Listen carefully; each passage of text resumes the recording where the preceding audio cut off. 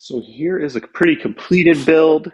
This is a modified Fallout style pistol kit that I put on a Glock 18 style gel ball blaster from Anstoy. So obviously I had to do quite a bit of modifying, as you can see here. So this kit was made that it could be printed in one piece, but you do have to have a pretty large printer to do that. So I definitely had to cut it to make it fit. And then I had to modify things to make it work with a hopper, because this is not designed for a hopper blaster. It's designed for an airsoft gun. And then just added a couple other things to it that I wanted to personalize it and to just add stability. So added this down here so that you can have a little grip down here, and then added the rails along the side because that adds some stability since I did have to cut the piece.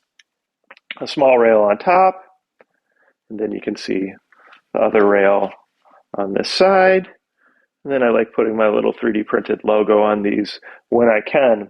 So this piece actually had, because of the way I cut it, which I just tried to cut it essentially in half at a place where you could cut it without it being super noticeable, which is hard, but you do the best you can. And this extended piece here, because of the way this was designed, this piece actually popped off without cutting, and it was essentially in the perfect spot for the hopper. So I kind of lucked out in that case where I didn't have to cut the 3D print, which isn't a huge deal. It's just more work and it's hard to be super precise. So instead I just had to modify how the hopper attached in the bracket there. So inside here, like this has the Glock 18, it has this piece, but then it really only has the slide top right here. Okay, and then that's cut off. There's nothing there. There's nothing behind here. So that's why you can see back here, use some aluminum, use some aluminum on the back there. Got one little place I have to touch up some paint.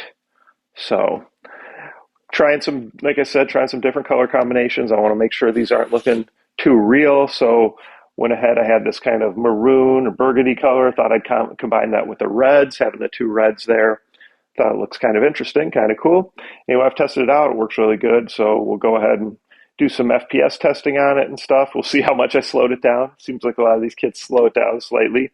You can see inside here the barrel, right? So I just made sure to use some pieces that cover that so that the barrel looks nice. And I just went ahead with orange since we got the orange tip and we still got orange going on here. And I had pieces that were orange that I wouldn't have to paint. So there you go. It is the Fallout Carbide kit modified by Chris to fit a top-loading gel ball blaster.